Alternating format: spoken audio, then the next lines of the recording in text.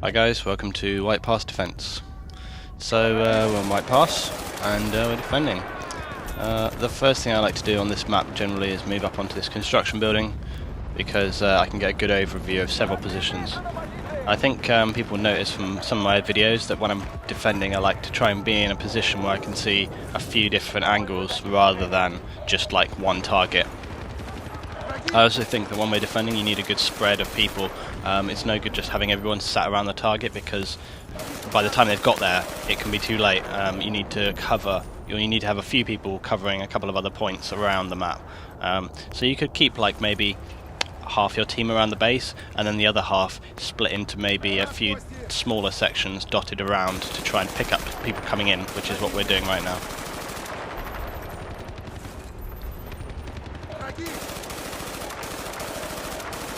Now I don't want to criticise the attacking team too much because we had some very difficult games against these guys. I might say some slightly abusive games as well, where they were clearly using areas that were not intended to get up, like, you know, wall ledges and stuff. So for that reason I have no issue with criticising them. But they were playing pretty well, so... But the only thing I would say at this start of this base is they haven't laid down any smoke of any kind. Whenever we attack this base, the first thing that we do is we have one person sitting on the corner of this hillside from their base and we just pound the building and the street with smoke. That allows you to approach the building quickly and, you know, often being slipped through the enemy.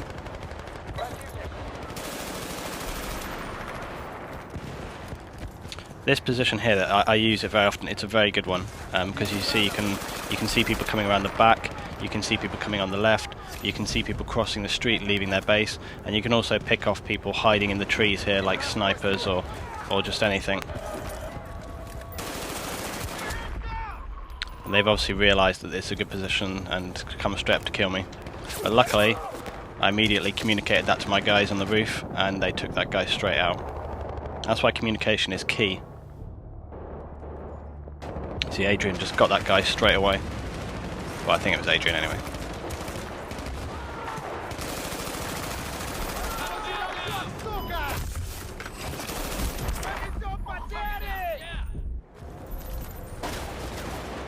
There's nothing more satisfying than seeing your killer in a kill cam getting taken down.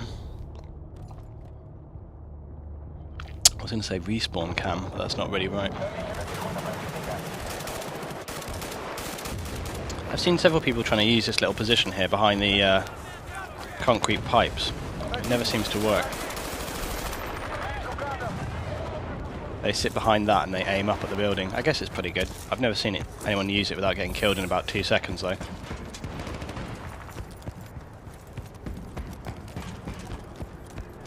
The only thing that I should say about this position where I am now is that these wooden blocks are destructible. They're not like the concrete ones which can take quite a hit. If this takes mortar fire, or I think even some heavy machine gun fire, that'll explode up a bit, and then it's no good anymore. The reason it's good is because I can crouch and they can't get a headshot on me, or if they did it would have to be pretty accurate.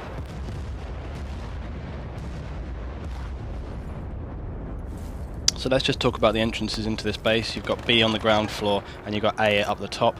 B, you have about 4, 5, 6 entrances, plus you can open it up. This building can't be destroyed, so all of these have to be planted. That's why this base is so important, because the other bases that follow, you have 2 further stages. One is outside on the next base and one is destructible. Same on the last base as we've seen before.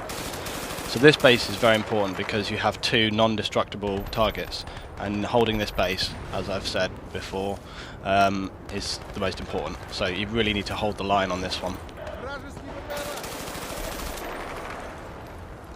Very important to be aware of UAVs, and when you see them, everyone needs to communicate to get on them. This is something that we've been doing. When you see any UAV, you call it out, mark it, and immediately get everyone onto it. The longer the UAV is in the air, the more frustrating damage and also communicating. Look at this guy running away like a rat. Slightly panic burst fire there. So that's what you have to defend. The A target, you've got a stairwell and a few other places you can get into. There's a ladder that goes up on the right. Attacking, you can go several ways. you can go left all the way around here if they don't spot you. You see a guy, I've just spotted a sniper look by that machine gun. I didn't see him in game. I think he probably kills me actually in a minute. So you can come around. Yeah, he did. I wish I'd noticed that. You can come around where this sniper is and run around the back like you saw a few people doing that. I got those guys. And make your way through there. You can just come straight over the top and come straight into the building. We often do that because the key to this base, I believe, is speed. Speed and, you know, distraction with smoke and surprise. Then you usually go for B and maybe a couple of people head to A at the same time. Try and get them both planted. If you only destroy one, you're going to have a lot more difficult time, because if you only destroy one, then obviously the entire team can focus on defending one thing. Whereas when you have two up, look at my grenade fail here. How embarrassing is that? If you only have one up, obviously, it means that the whole team can defend the one target. So trying to plant both together, much as you would demolition in Call of Duty, you want to try and get both planted together. Actually, I mean, I know that's not true. In Call of Duty you get that silly time extension nonsense, but whatever. Similar principle. If you can get both together and you get like an easy thing, so that's good. The other thing you can do is what they're trying to do now. They've realised that they can't come around the left, and they've realised that they can't cross like this guy trying, because he just gets cut down. What they will do as well, at the end of the road here where I'm aiming, you can run across there, and then you can run across by the trees on the right, and you can cut right round the back, and that's what they start trying to do here. So where I'm aiming now, those trees on the right, they will go around the back here, and that's what they're starting to do. They cut around, and then they will respawn behind, and they will come in from that side. But my team have already kind of communicated that idea, that we're keeping an eye on that area, and we're just aware of that. See, if I was that guy, if I was taking fire, if I was taking fire, I would turn to try and at least put a little bit of fire, or mark the guy. I often will do that. If I'm taking fire, I know that if it's from like a side or my back, it's fairly likely that I'm going to go down. But the least you could do is spin around and try and mark the guy, so that then your team know where he is.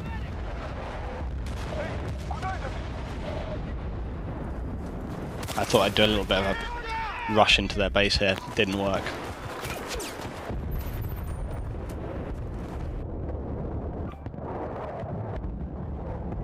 So we're coming up pretty much to the end here.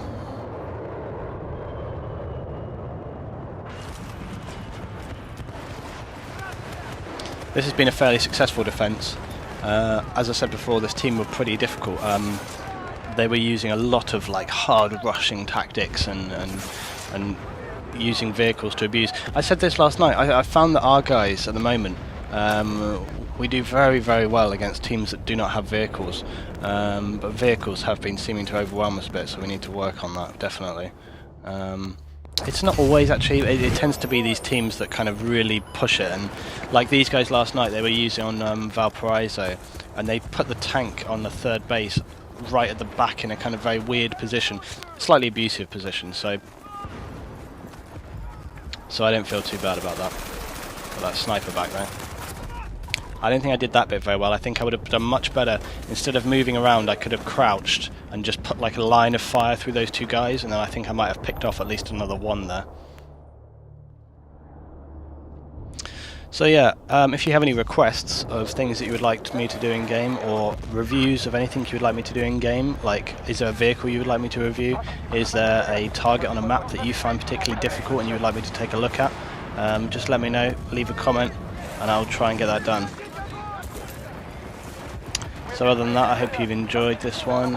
If you've got any feedback about the general play of this, please leave a comment, and I'll see you all for the next one. Cheers.